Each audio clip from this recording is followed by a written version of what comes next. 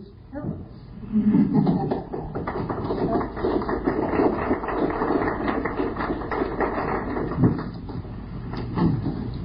Well, it's a pleasure to be back with all of you.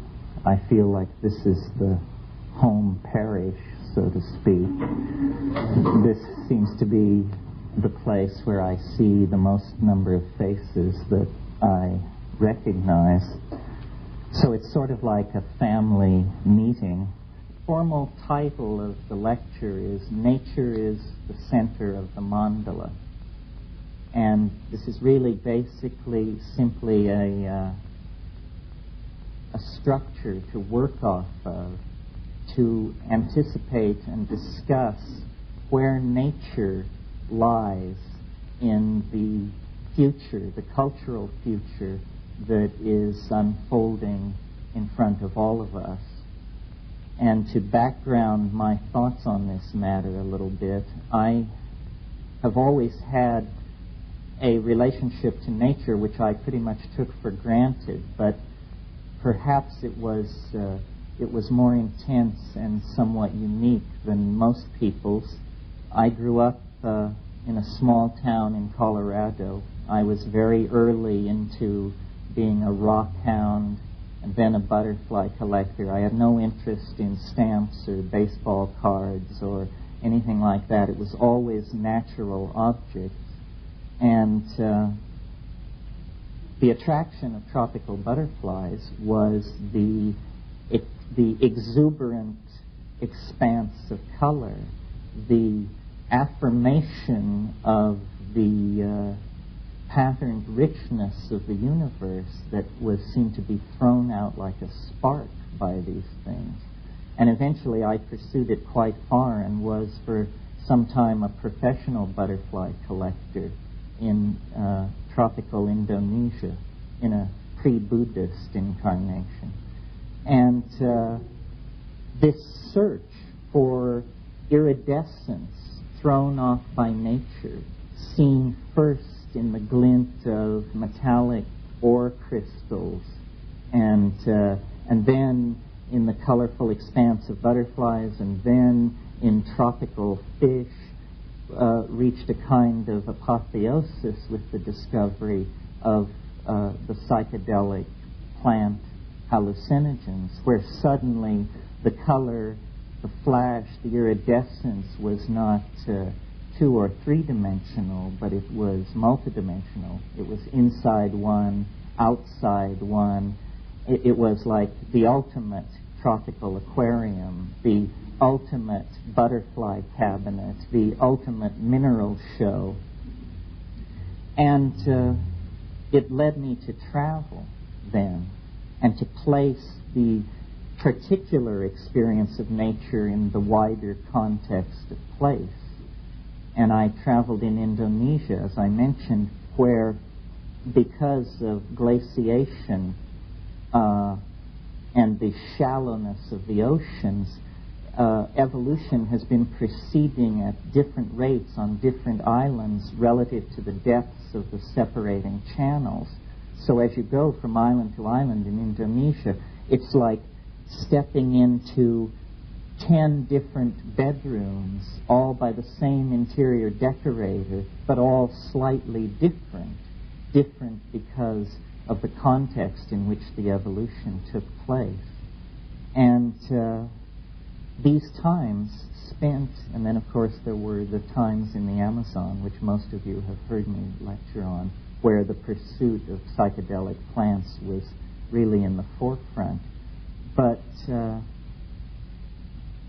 I came to see nature as experienced, meaning as it hits you when you walk around in it and pick at it and carry it with you, that this kind of nature had been read out of the repertoire of images that most people bring to bear on their reality. And consequently, the reality is de-spirited. The spirit resident in nature is not visible when these mechanistic grids are laid over it, sort of by a kind of anticipatory osmosis. We called our company, which has existed now 10 years or more, Lux Natura. Lux Natura means the light in nature. The Lux Natura is the salvational radiance that can be found in the organic kingdom. It's a term of Paracelsus. And it has slipped from the grip of modern human beings, except in special cases where it is cultivated as a sensitivity, or where it is pursued in the guise of an aspect of the psychedelic experience. So what is nature, and what's so great about it that it should be the center of the mandala?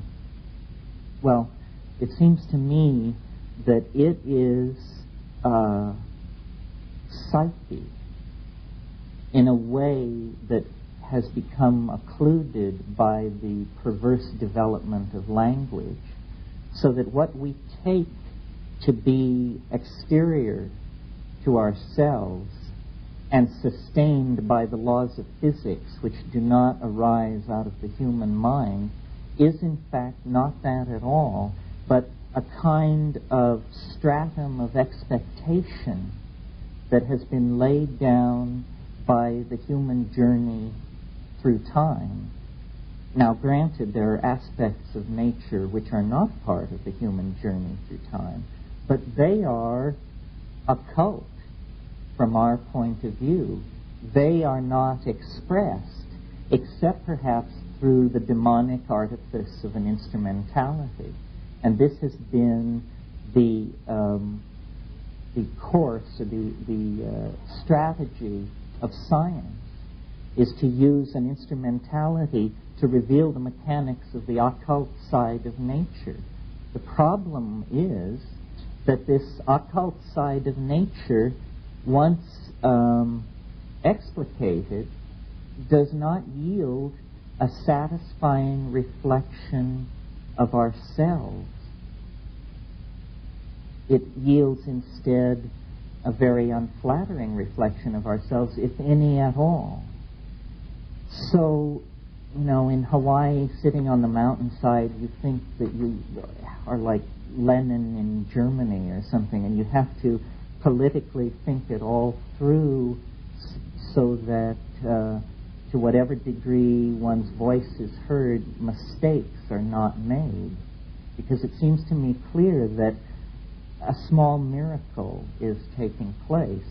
It is that, and I was saying this to Roy today, it is that our point of view is actually gaining ground. The thing which we least expected to happen, I think, that all this New Age hustle and bustle, though granted that 95% of it is just intellectual noise and efforts that fail, efforts to coin the perfect analogy that fail, nevertheless, there is a residual 5% that appears to have become the cutting edge of the guiding image of this megaculture. So it becomes important then for people who identify themselves with the human potential movement, spiritual development, the rebirth of intuition, all of these things, to make a place in the plan for the role of nature. And different responses have gone on to that. The Gaia response, which claims nature as a stabilizing feminine force, which I'm all for that. I think that's definitely the image that has to emerge, that the recognition of the presence of control mechanisms which are not coercive but which are Taoistic is a way of coming to terms with nature that we have resisted. This is, it's a simple idea. It's just the idea that before technology, people had to store firewood in the autumn for the winter. And in the spring, they had to sharpen tools for the late spring planting and this sort of thing. That there was an implicit rhythm laid down by nature that entered the human cosmos at every level and then was reflected in the poetry, the culture building, the language evolution, etc. And that when urbanization, other factors removed the influence of these rhythms, ending in the final culmination of the modern city where life under electric light goes on 24 hours a day, there's then a flattening of the human dimension. There is no more a sense of being embedded in flux. There is instead the myth of the eternal culture. It's like Woody Allen, his comment that he didn't like to go to the country because you see all these screen doors with cobwebs in the corner. Well,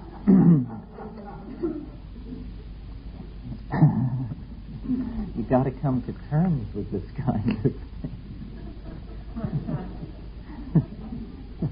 Because there is no question that there is a deepening ambiguity in the present moment. There is a something stealing over global civilization. I was at a conference recently where someone proposed the notion that our time is not special, that there is nothing unique about this moment other than that it is presently occurring.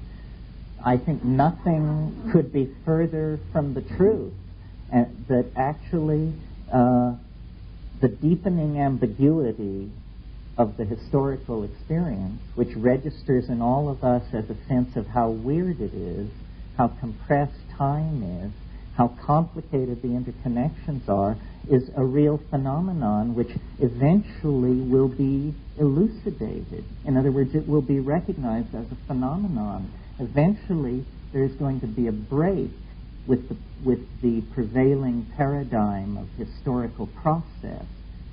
In case you're not aware of it, the prevailing paradigm of historical process is the one which calls itself the trendlessly fluctuating theory.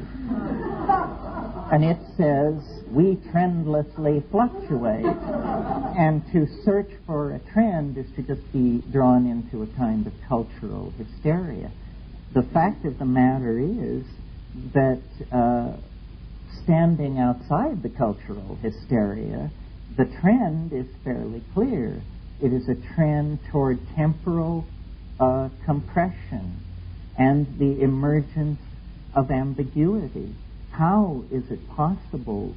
You look at something like Common Ground or even the Shared Visions newsletter, and you say, apparently the major commodity moving on world markets is ambiguity.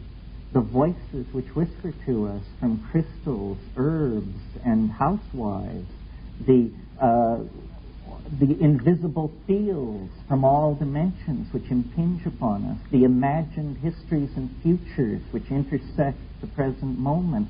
I mean, if all of these models, or even a small portion of them, are given credence, then the density of the human experience is considerably deepened. I mean, how many past lives can you keep track of? How many extraterrestrial channels can you have open before you begin to realize that, you're not living in the kind of society like Mom and Dad were used to? So, back to the theme of nature. Nature anticipates all of this and anchors this. Nature is actually the goal at the end of history. We're getting closer and closer to the end of history, and we will not go past it with a moment of blindness.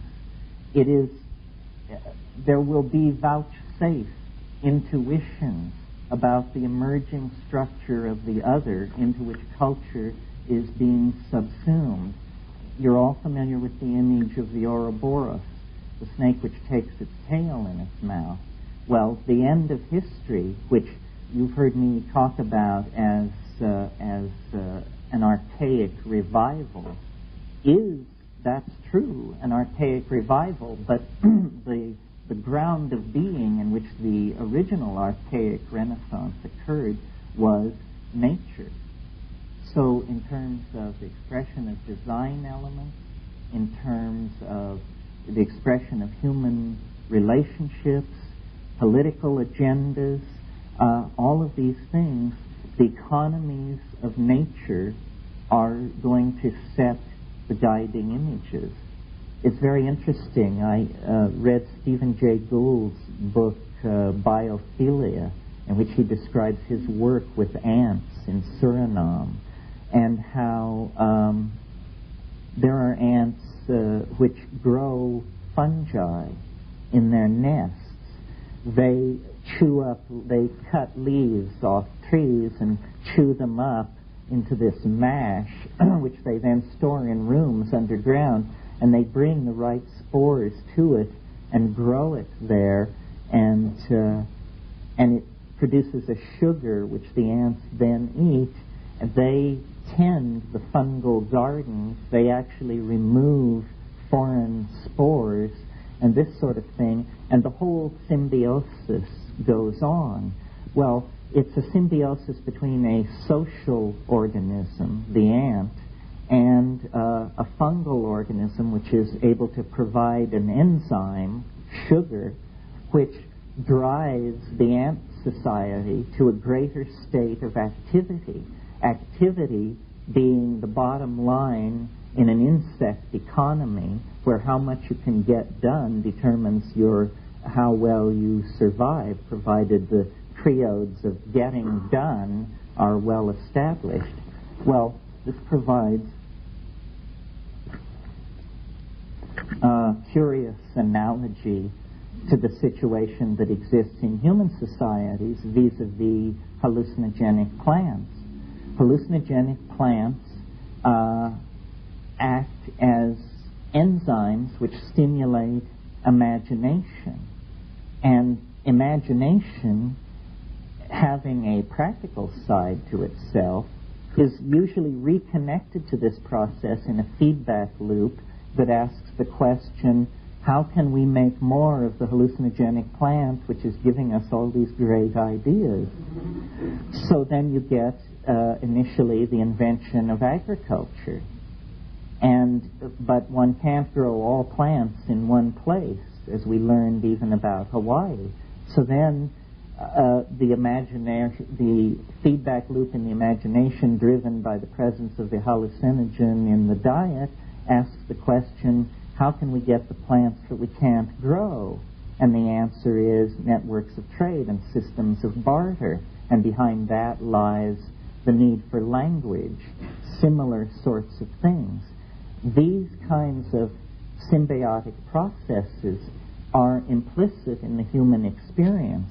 Some of you have heard another lecture I give which goes into this in great detail, where I actually try to show that the presence of mushrooms in the dung of ungulate animals on the veldt of Africa 150,000 years ago drove a set of processes which resulted in self-reflecting human beings. I won't recapitulate that now, except to say that that process didn't end with the invention of language or the domestication of cattle. It continues right up until the present day. It really is as though, from a planetary point of view, what has happened is an enzyme system called the human species was deputized into an information gathering mode, sent out as a kind of prodigal subsystem, a kind of episome of the social environment, to cognize the organization of the natural world through a process called human history, or the historical advance of understanding toward sufficiently complete modeling of the ground that closure could occur.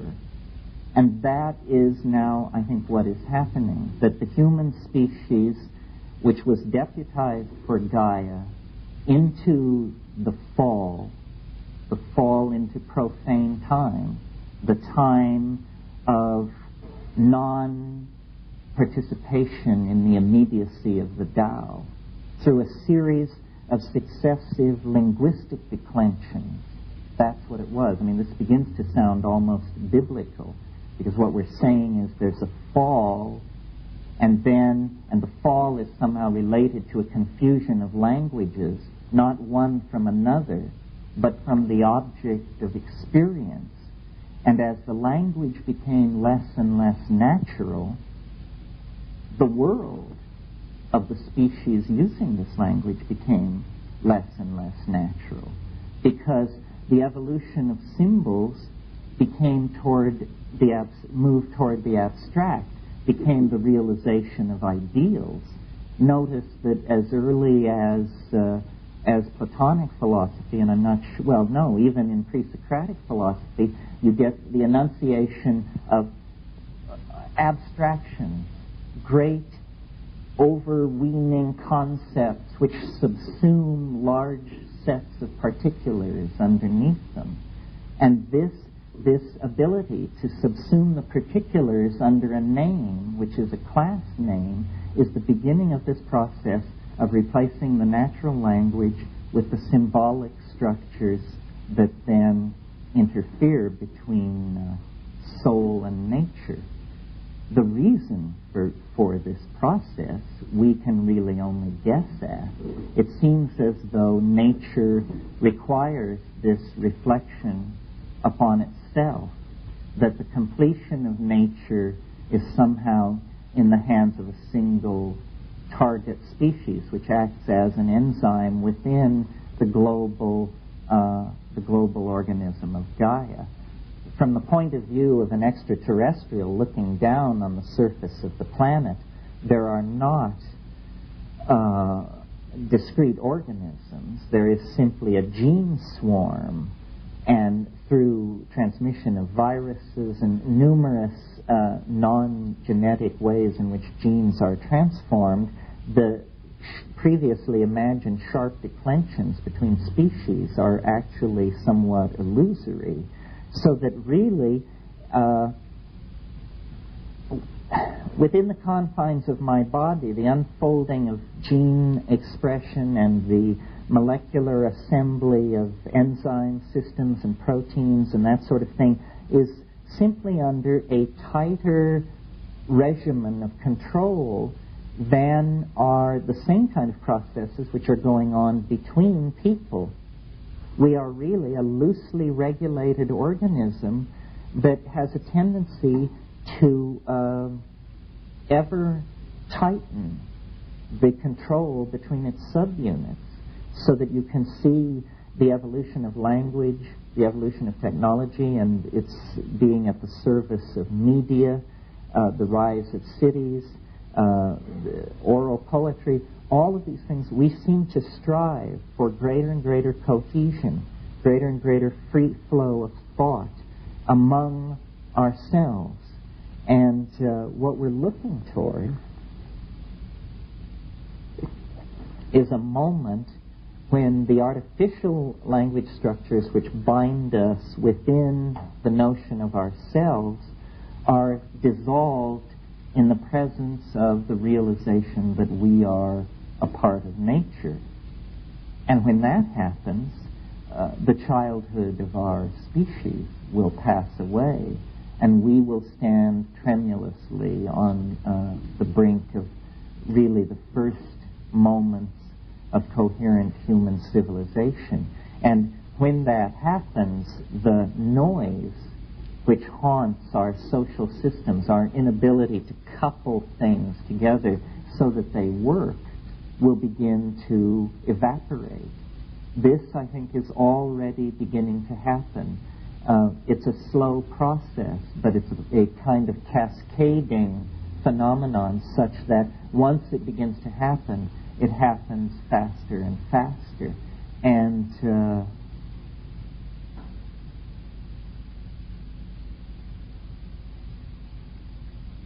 the mirroring of psyche that was always the glamour, if you will, which stood behind nature, is correctly perceived with greater and greater clarity as this process proceeds.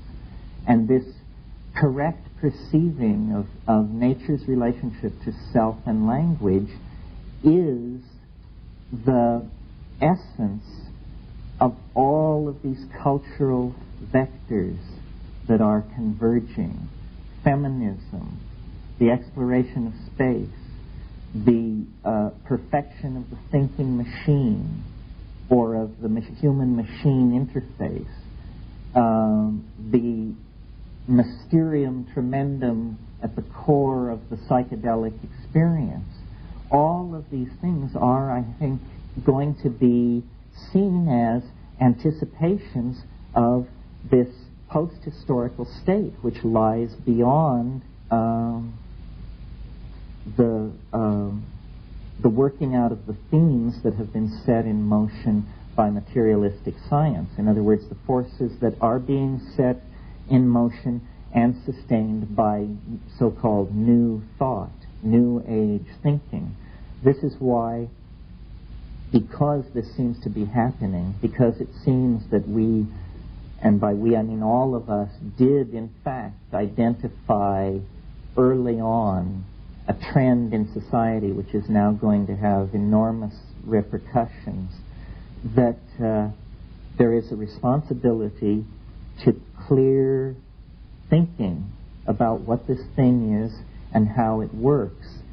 There seems to be a kind of a rush to get in line with the sloppiest metaphor as quickly as possible, so that, and there have been a number of, let's say, syncretic faiths or new myths that have arisen and competed with each other with greater and lesser degrees of success. I suppose this is a healthy thing, except that it gives such comfort to the people who think we're all airheads. They observe all this, and it confirms for them that it's a hopeless lot. Nevertheless,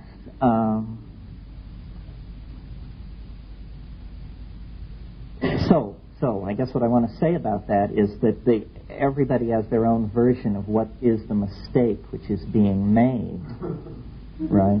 So here's my version of what is the mistake that's being made.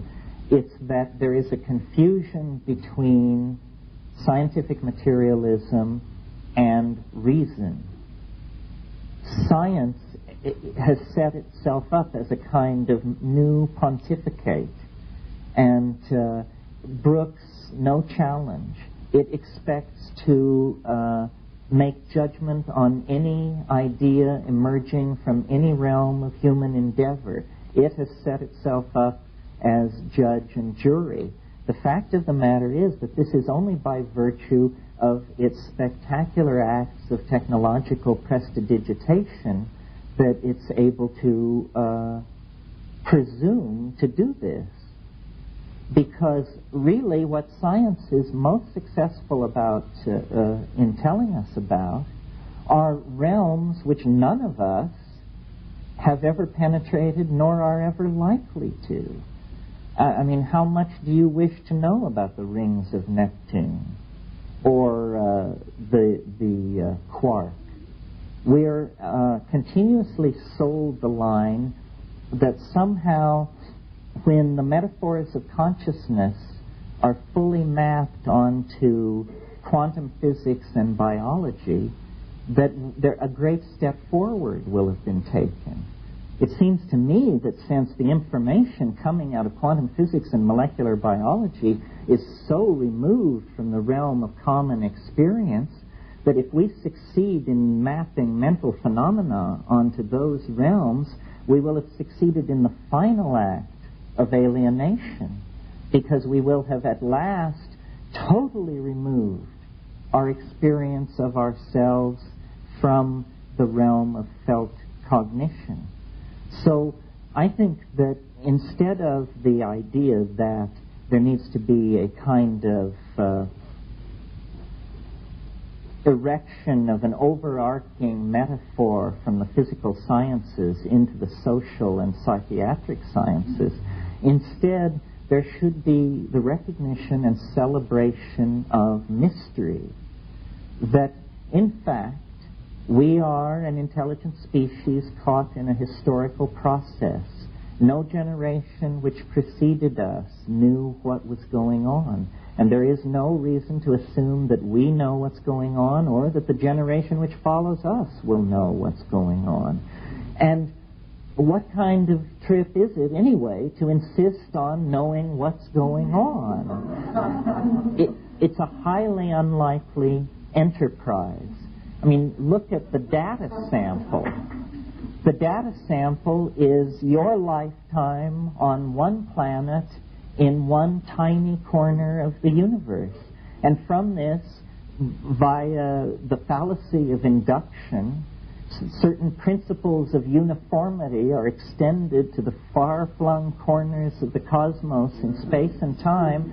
Then a bunch of fancy metaphors are built up that nobody can check on anyway. And then this is called understanding. You see, it isn't understanding. Understanding issues into appropriate activity. And a model of the universe which doesn't issue into appropriate activity in the here and now is a curious model indeed. After all, appropriate activity in the here and now, I would think, would be the sine qua non. Everything else is unconfirmed rumor. So, nature is the visible manifestation of this mystery. It entirely surrounds and completes us. It is there to be beheld and imbibed in. It is simply that one must either replace the sterile language of scientific materialism, or one must bring no language whatsoever to it, so that it speaks for itself. I've noticed with ayahuasca, this South American visionary vine that's a hallucinogen, unlike the mushroom, it does not speak. It shows. Its language is visible, a fractal hieroglyphic surface of intermediate dimensions that contains an endless unfolding of phenomena at level after level, apparently, who knows, down into the microphysical realm. This is a correct seeing of what is. The mystery is co-present with its denial. It is a matter of changing points of view. And changing points of view is a matter of retooling language. If nature is psyche, then so is the autopoetic, self-reflecting cloud of cognition that manifests as language. It is partly based in the structure of matter. It is partly based in the implicit syntax of the perceiver. It is partly an interference pattern between the two. But it is as close to the ground that one can approach without theory. Which brings me then to the last point that I want to make about this, which is the key to the forward-looking expression of the archaic revival, the key to making the New Age fulfill its best hope and not fall into a kind of crypto-fascism of paradigmatic warfare, is to enunciate two principles, which are really two ways of saying the same thing. They are the primacy of experience and the toxic nature of ideology. This, to me, is the core. And if the New Age, the Archaic Revival, whatever, if it can exemplify these two principles, we will navigate past the dangerous shoals that inevitably rip any social point of view that grows, that attempts to leave its cult status and enter the mainstream. The primacy of experience means, I connect it to Heidegger's notion of what he called care for the project of being. The primacy of felt experience, it begins with a notion as simple as be here now. But it takes that further and says, we must take ourselves more seriously, more lightly and more seriously at the same time. We are not at the bottom of a pyramid of goods and information production where we pay the sucker's price for everything as it's handed down through a series of intractable pieces of cultural machinery that we have no effect on. That is the myth that is being promulgated by those very institutions. The myth of the hapless consumer, the myth of the meaning of faddism, that there is in fact a meaning to switching from one ideology to another ideology, the way hemlines and perfumes and decorator colors come and go. This kind of allowing ourselves to be self-victimized.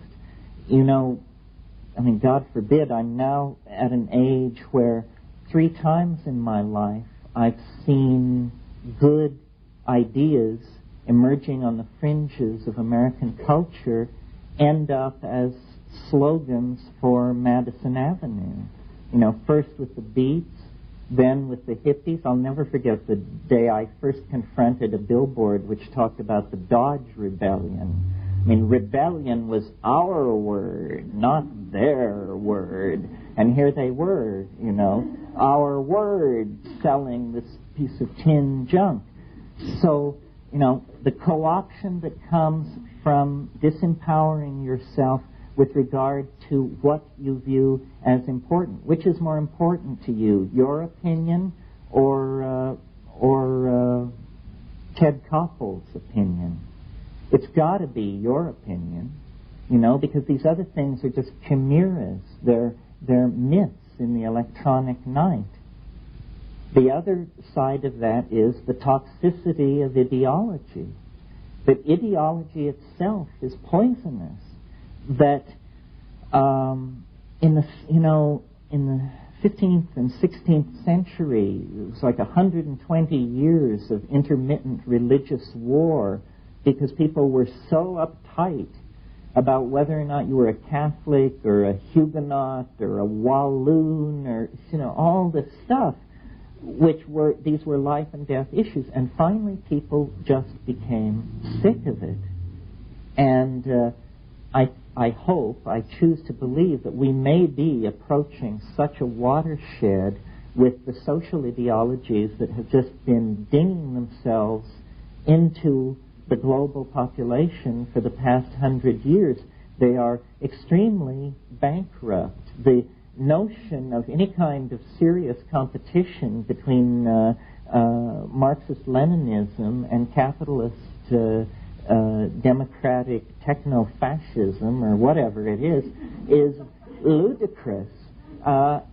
Neither system works in the presence of the need to wage ideological warfare against the other. And yet it's fairly clear that each society could function quite well if it didn't have that burden. And similarly, in many microcosms of that situation around the world, it's clear that ideology has become some kind of anachronism. It's a kind of lack of good taste. It's like being a nut, so that you come on with some ideology and people just look at their plate. They're embarrassed for you. And well, they should be, because that butter's no bread. That's just a big pain in the neck. The ideology which naturally claims our attention is pretty well understood. You know, it's like it says in the Old Testament, you can know the truth. The truth is the still small voice in your heart. We don't have to take courses in theology and ethics to get all this down. The political agenda is fairly clear. You know, you feed people, you cure disease, you anticipate and solve social problems having to do with sewage disposal, distribution of land and wealth, so forth and so on. I mean, who's kidding who? None of this stuff is controversial unless you're living inside a locked ward, which we seem to be doing. So, more and more, this anti-ideological position has to be articulated. It's no big deal about how you cause language to evolve. You cause language to evolve by saying new and intelligent things to each other. And then other people say, oh, well, so this thing that I've always thought but never felt like saying is actually legitimate and okay, and I can say it and I will say it. And then it begins to move like a wave through society. I mean, you will be told that for me to advocate the poisonous nature of ideology without calling it anarchy is to peddle my own private ideology. But this is absurd. It's like saying if someone tells you not to drive, that they're advocating a certain style of driving. That isn't it at all, you know. It's a translation of levels. It's something entirely different. Both of these things, the toxic nature of ideology and the importance of the felt presence of immediate experience, can be brought together under the notion that we cannot afford the continued existence of what has been called throughout most of the 20th century the unconscious. That the unconscious is actually a kind of neurotic excuse for not getting our act together as a species. It is a kind of infantilism, a giving of permission by each of us to all of us to not get our act together. And the way in which the unconscious is eliminated is by turning the language machinery back upon itself and reflecting on the process of attention. This is what Buddhism is all about. Attention to attention, awareness of the modality of the cognitive process. Don't be fooled by yourself. Don't be made a sucker of by yourself. Just rise above that possibility by paying attention. Attention to attention causes the light of language to fall into these dark and unilluminated corners where infantilism is tolerated in the individual personality.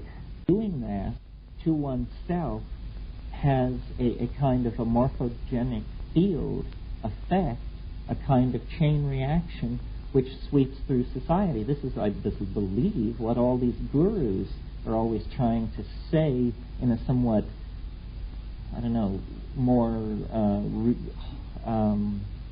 concrete and therefore somewhat less convincing fashion.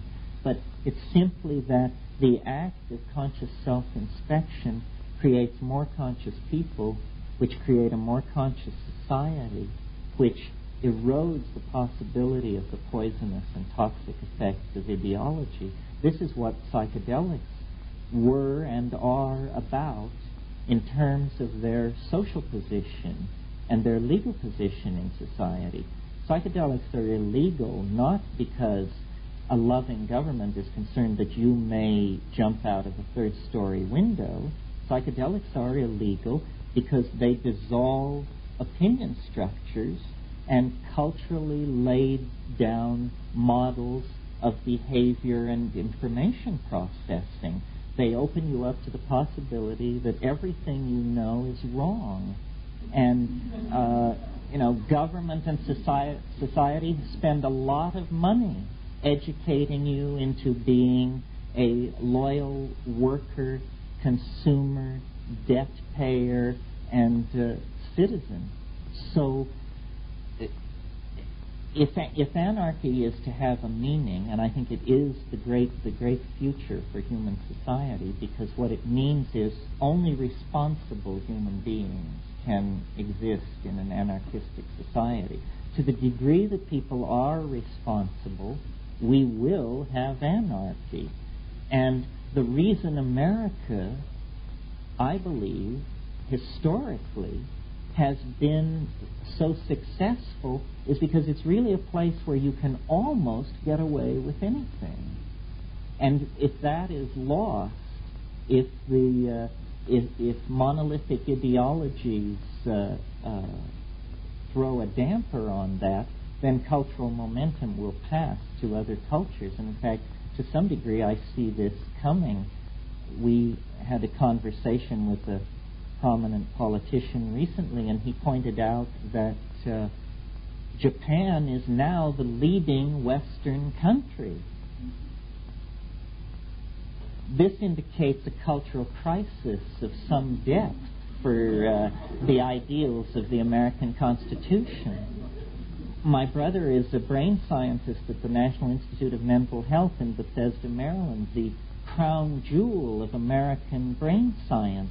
Everybody there is a Japanese graduate student doing work on a 2-year or 3-year scholarship.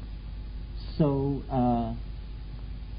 but I don't see or hear a New Age voice coming out of the Japanese. I think this is the cultural model that the West is uniquely able to promulgate and perfect, because it comes out of a rejection of the tradition of scientific materialism that we are responsible for and that we are most sophisticated about, where, for instance, Japan has come fairly recently to high-tech and mass industrialization.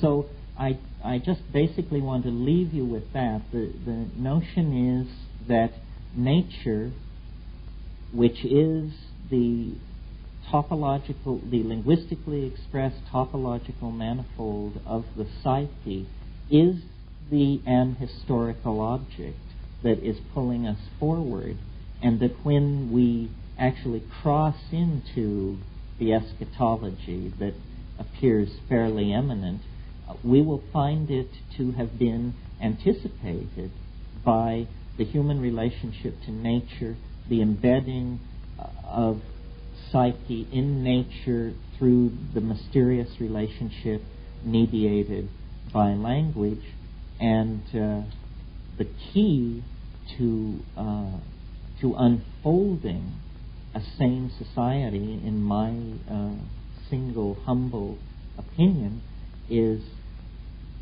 an obligation to reason that clearly distinguishes between reason and science, an obligation to self-involvement in immediate experience, and that means psychedelics, sexuality, and what I call time. But what I really mean is a kind of deep literary involvement with the felt present. Psychedelics, sexuality, and time to empower the individual, to make the individual naturally responsible, to create then the basis for a caring global society that will transcend the historical cultures as though we were just moving very naturally out of winter and into spring. No apocalypse, no millennium, no rescue by flying saucers, no Mayan return, simply the unfolding of understanding in a program of mutual caring and responsibility. This is the highest aspiration of the New Age, and I feel that it is attainable. So let's break, and then we'll have questions. Thank you very, very much.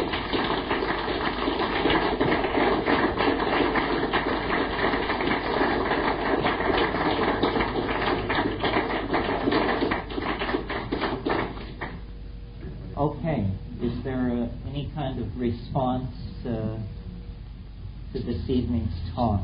Wonderful, yes. In my daily life, I can do a yoga practice, and I can maintain a certain amount of purity of perspective through diet and through meditation, things like that. And if I take a psychedelic drug, it makes it very difficult for me to function in the world, because almost too much information is coming in order to do day-to-day things. So your question is, how do you integrate taking psychedelics into an ordinary workaday existence?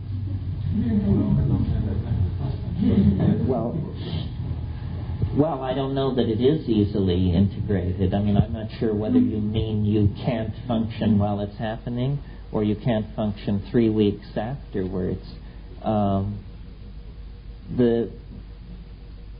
With the psychedelics, it's not a matter of high frequency, I think. The good trips are usually good for plenty of rumination for a long time.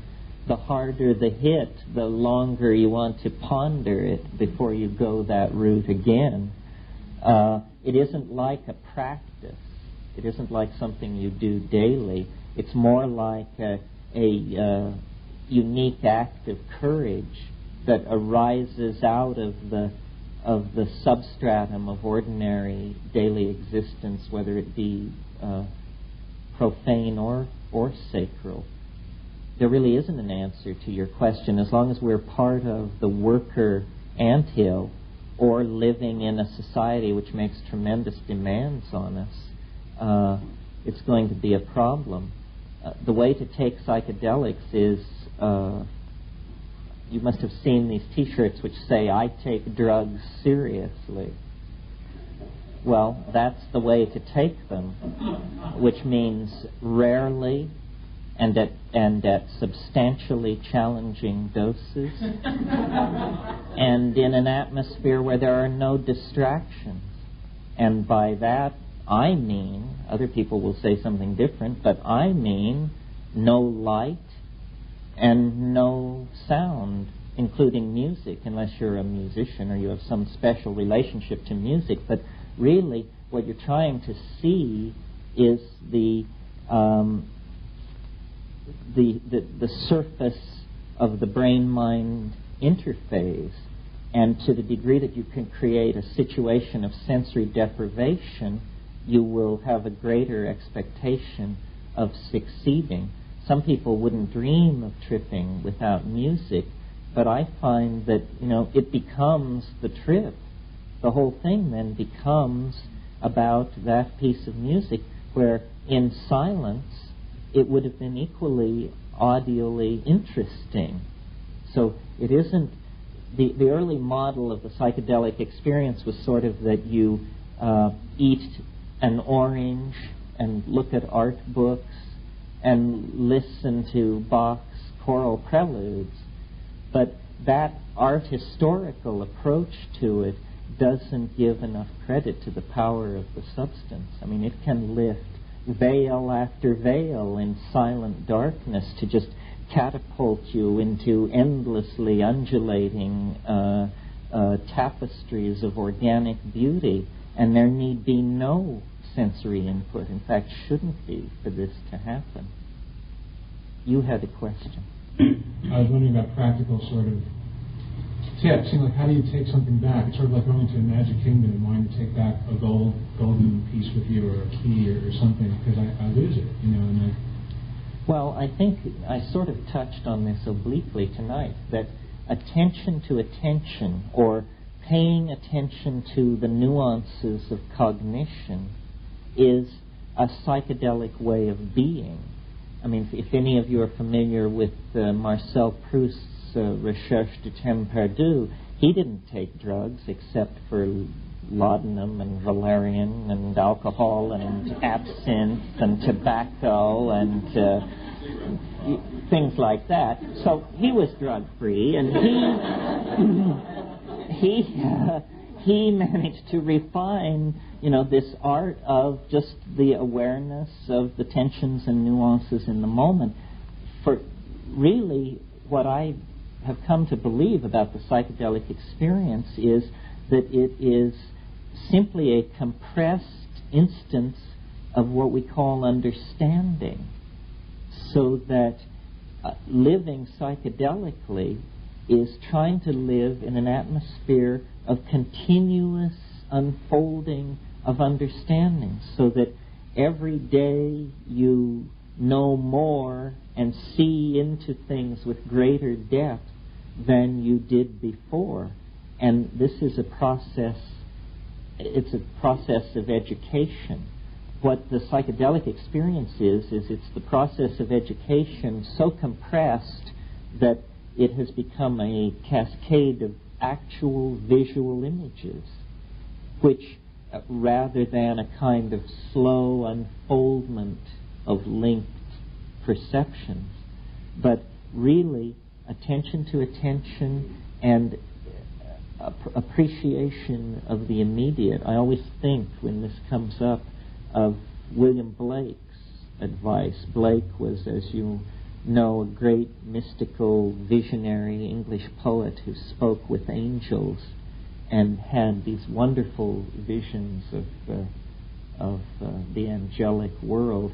And he was asked what was the secret of his angelic poetry, and he said, attend the minute particulars. That's all. Just attend the minute particulars. And what he meant was to focus attention in the moment, not to betray attention into expectation born of abstraction, or regret born of misplaced assumption, or of remembrance born of boredom and alienation in the moment, but just to attend the minute particulars. It's a way of training. It's like yoga. People think that psychedelics are somehow the easy way out. This is what people think who wouldn't dare dream of taking one. And it's not because it's the easy way out. It's because they sense the reality of it, the reality of the fact of it, and the challenge of assimilating it. I mean, it's very real. It's not a metaphor. It's not an analogy. It's not a dramatic reconstruction. It is not a simulacrum. It is not a model. It is the pith essence of the thing itself. It's real. And I don't know how many things can make that claim. I mean, everyone has a different set of experiences. My own experiences have of the other, of the transcendent, naked beauty of truth, have almost all entirely come out of the psychedelic realm, or out of involvement with the viscerality of my emotions. The death of my mother, the birth of my children, the act of marrying someone, not else, but those. So I think it's about attending the minute particulars as a kind of practice. It may not get you anywhere for several years, but if you attend the minute particulars, cultivate an ongoing stream of self-description, telling yourself what is happening.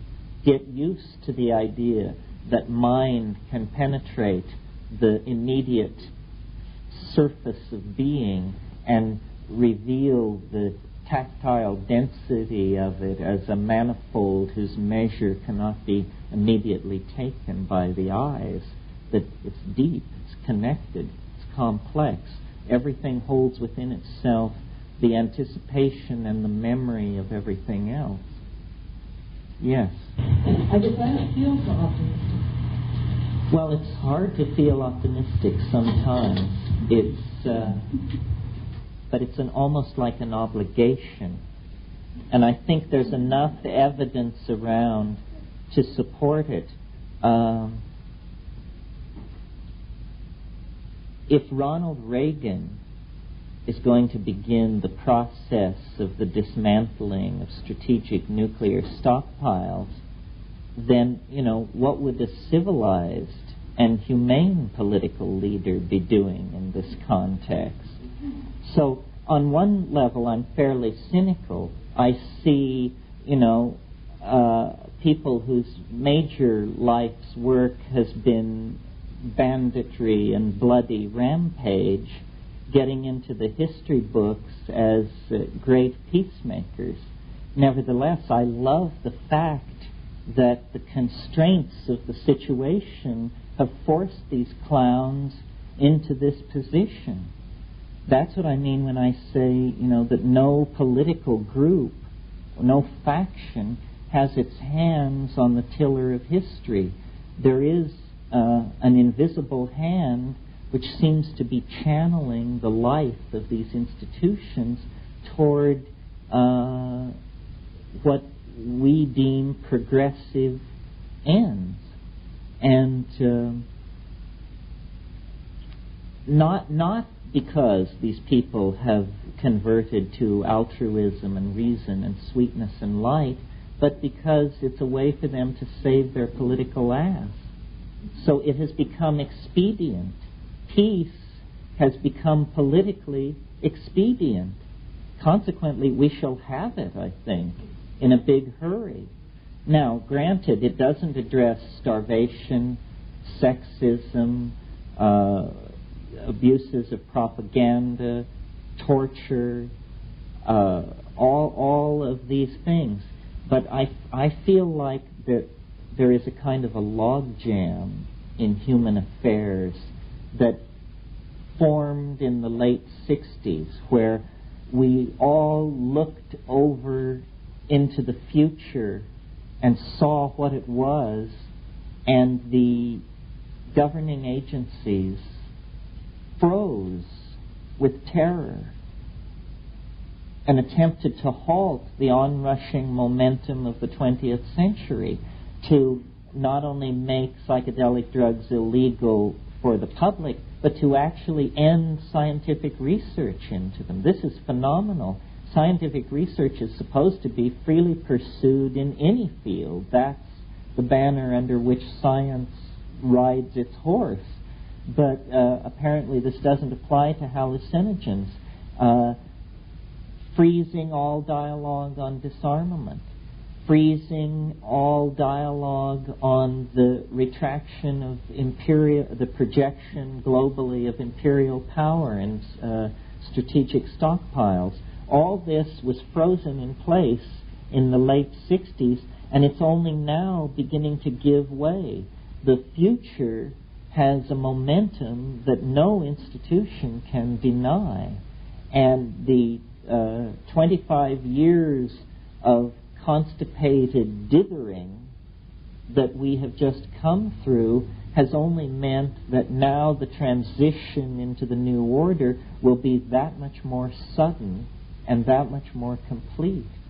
So I guess I am optimistic. In the I see many causes for pessimism, but generally I think things globally are working out fine. Now it may be, and I addressed this tonight in the talk a little bit, it may be that a sane, humane, and well-fed world is coming into being, but it may not be led by the United States of America.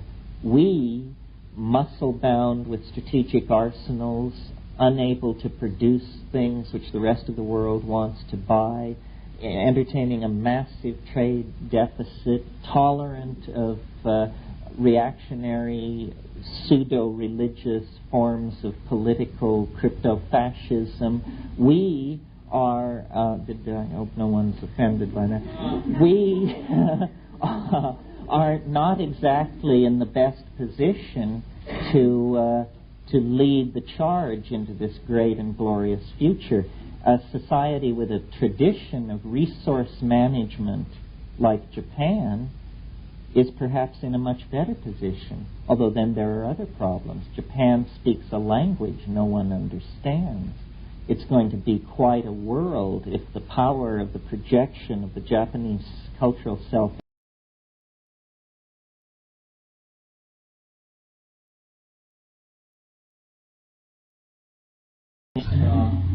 and what the end of time has to do with what you said tonight? What kind of time? Yeah, the different kinds of time, or? Well, yeah, I've reflected on what it's like. It's sort of a blank screen on which to project your mind. What will it be like once we pass the omega point?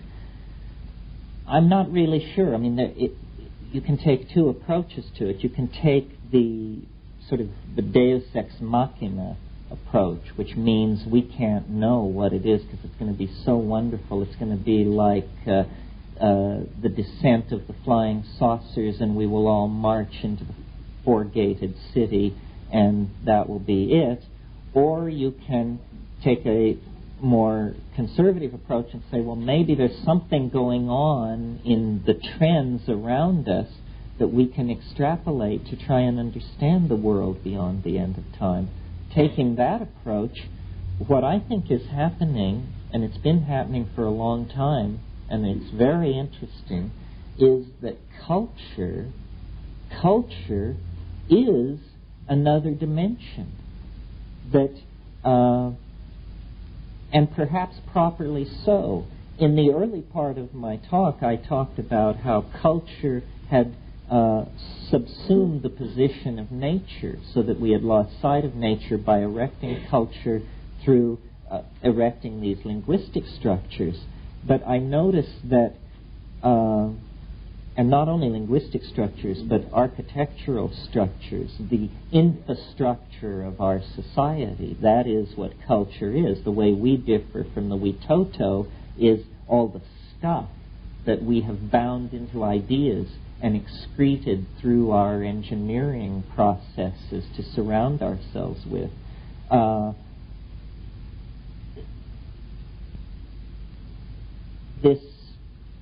This dimension, which is culture, is becoming ever more all-inclusive, at the same time that it's also becoming, strangely enough, ever more ethereal, ever less material. A perfect example of this, I don't know how many of you are familiar with it, but if you deal with the Macintosh computer, the operating system of the Mac is the genius of it, and what makes it the best in the biz is that it attempts to trick you into believing that you're dealing with ordinary three-dimensional space.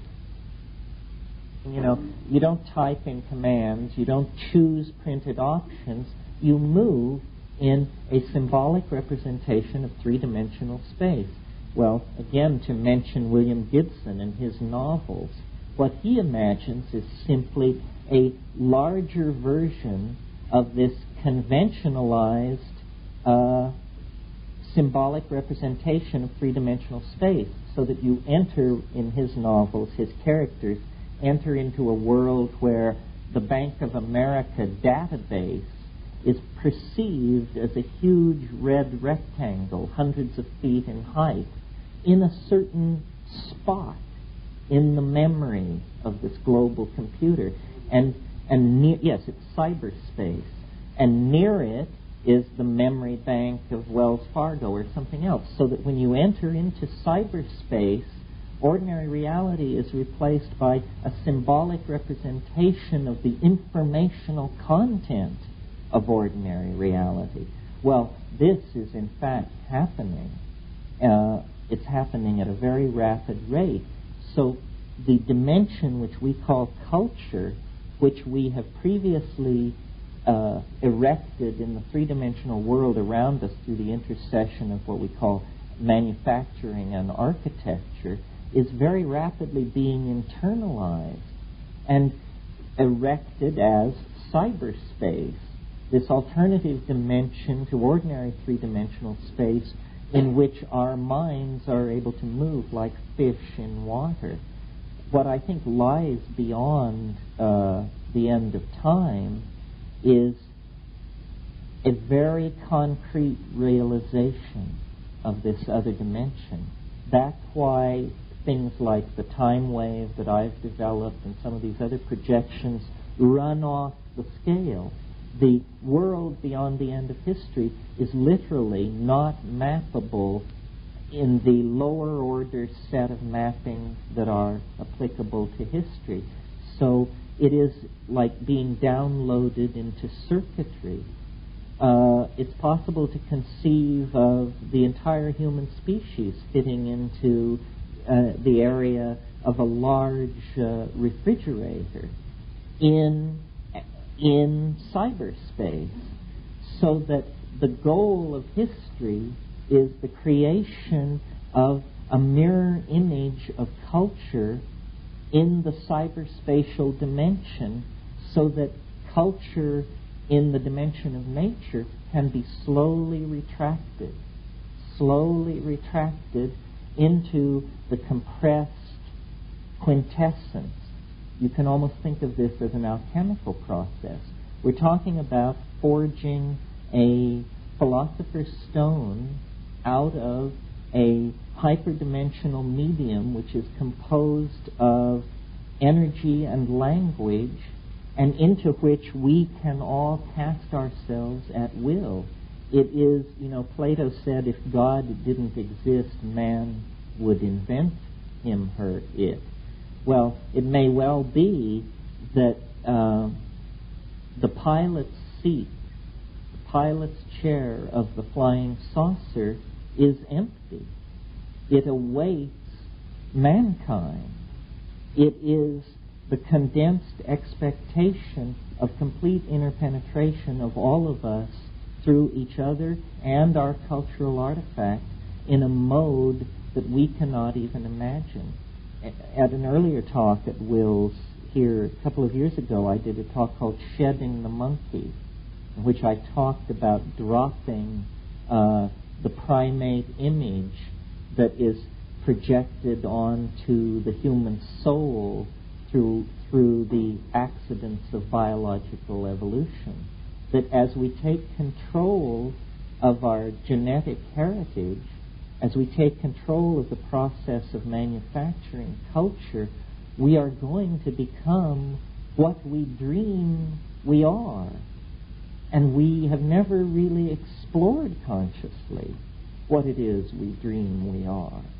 But very shortly, this will become a major part of the cultural agenda, because we are going to be able to do anything.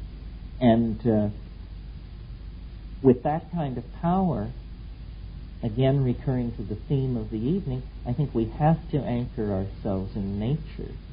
So sort of my apotheosis, or my vision of how this should come to be, is that everyone is given their own 500 acres of paradise in the chip. And that is your heritage, your space, your right place to be. And out of the mellowness which accrues only to the very wealthy, which we will then, each and every one of us, fall into that category, we will be able to return to the dimension of the limited pie and very decorously and thoughtfully apportion it out in a sane and rational manner. And it's very, very tricky, see, this rush toward the ability to completely realize the self-image in hyperspace. My mother used to say to me when I was a small child, if wishes were horses, beggars would ride. And I think that's the dream, to turn wishes into horses that beggars may ride. And it's that world where we each get our own horse, or when our ship comes in, that lies beyond the historical dimension, because it's where we, in effect, each becomes all and then is freed into the imagination of the oversoul to create whatever castles in the imagination seem most pleasing. It's the triumph of art. Art in the imagination and reverence for nature in the placental dimension, which is the life support system for this fantastic indulgence in the expression of the imagination. Yeah. Talking about culture and the toxicity of ideology. I'm an educator. I educate young children. And I'd just like you to address what we can do, or what your ideas about what society can do so that we don't have to undo it at some point. I mean, most of us here had to kind of undo what we went through as children in public education anyway, so that we could at least come to some level of awareness or peacefulness within ourselves. Where's the positive side of it? Where's your... Well, in Hawaii this past year, we homeschooled our children, and we also coincidentally rented office space from a major company which creates homeschooling curriculums. And on their letterhead, they had the motto, "You are your child's best teacher." And we found out how hard it is to live up to that ideal. And yet, in a way, we also found out how rewarding it was to attempt it.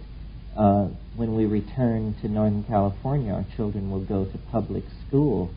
I think basically you have to not leave it up to the school. You have to check in on what's going on and input into the process. I don't feel that I can give a very deep answer to this. I think it's one of the most perplexing problems. One thing I think that's terribly wrong with education is that there is no sense of history instilled in people. And history has almost as bad a rap on it as mathematics. And yet these are the two modes of thought which I think would do the most to anchor us, because they both are about different forms of grounding. One grounds in eternal demonstrable principles, mathematics, and the other dissipates amnesia. It's a very weird thing that somebody can't tell you, isn't quite clear on whether event X happened in the 13th or the 16th century. I mean, after all, 13th, 16th, 19th. How would you like to be, so imprecisely perceived in somebody's mind that they couldn't get within 300 years of where you lived and died? So the lack of a sense of history makes us really prey to manipulation. That's why I am cynical enough to believe that the de-emphasizing of history that's gone on in American education over the past 30 years is almost the equivalent of a plot. The notion, even as recently as when I graduated from the university, and it took me 12 years, so I didn't graduate until 75, but the idea was that if you went to a university, you emerged a liberal, gentle person, well-informed on the accomplishments of your culture, its history, its aspirations, its ways of governing itself, its ways of resolving conflict, and so on. Now I think these things have become gigantic trade schools, and you are not you are expected to learn to do a job. And when not doing your job, malls have been provided for you to shop in, and 240 channels of garbage have been piped into your home for you to keep up on what it is that is au courant to go out and buy. And this creation of this historyless, mindless, consumerist person at the expense of the ideal of the democratically informed citizen is going to wreak great havoc in our society.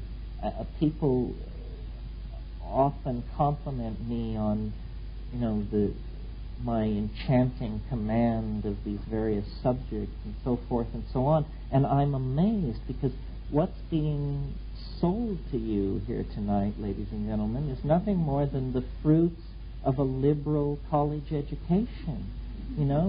You go to college, you learn about Gnosticism, Platonic philosophy, or you once did, but no more, apparently. So it can be sold as the most far-out, fringy thing in the new age. This is amnesia on quite a scale. So, and the other thing I would say in answer to your question about education is separating physical culture from competition. That the notion of physical culture, and by that I mean gym class, and competition is one of the, now I feel the bile rising. This is, we're talking serious here now. But saving people from the grief of PE is, I think, a major way to heal the culture. When we were living in Hawaii, Kat asked our son, how did he think of himself? And he said he thought of himself as an artist and an athlete. And I thought that this was just an amazing breakthrough, because I thought of myself as a sort of 95-pound weakling, and the notion that my son could be physically just like I was at his age, and yet conceive of himself as an athlete and have this balanced view of art, athlete, junior scientist, and so forth, meant we must be doing something right. And what it is stressing physical culture, being in the ocean, hiking, running, skateboarding, biking, all these things, without the notion of males crashing against each other for the purposes of racking up points with females and elders to lay the groundwork for the whole imposition of the alpha male primate hierarchy that makes society such a mess. So that's that for education. Maybe one more question, if there is one. Yes?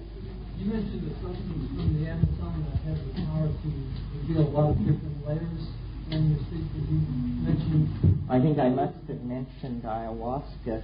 Well, I'll briefly mention it again. If any of you are interested in ayahuasca, the standard reference work that's in print is called Hallucinogens and Shamanism, edited by Michael Harner. There are, I think, about 3 articles in there on ayahuasca.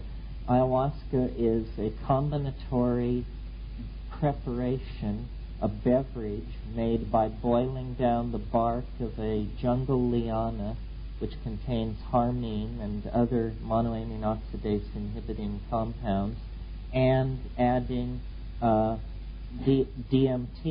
which occurs in Psychotria viridis, a plant related to coffee, and it's generally by the people there viewed as a tonic, a purgative, something which keeps the society in equilibrium. It's also been written about by Marlene Dodson de Rios and others, and I understand there are therapists in the Bay Area working very quietly to create an awareness of its potential impact on psychotherapy, which we can personally attest that it has a great potential. We saw physical symptoms relieved in the Amazon. We saw neurotic behavior patterns dissolve, and it's just one of many shamanic devices, plant hallucinogens, that have not been studied by medical science and will not be studied as long as the current hysteria about psychedelic drug research represses the scientific community from having anything to do with these things. Nevertheless, its history as a curing agent among these tribes goes back to at least pre-conquest times, and it has a reputation for inducing states of group-mindedness which approach the level of being almost telepathic. So it's being used in the Amazon to regulate social processes as well as the health of individuals. So it's very, very interesting in the way that it seems to be a kind of pristine model of the many ways that a psychedelic compound can have a healing effect in a society. Well, I think that's about it for this evening. It's 10:30. So I want to thank you all very much. It's good to be back.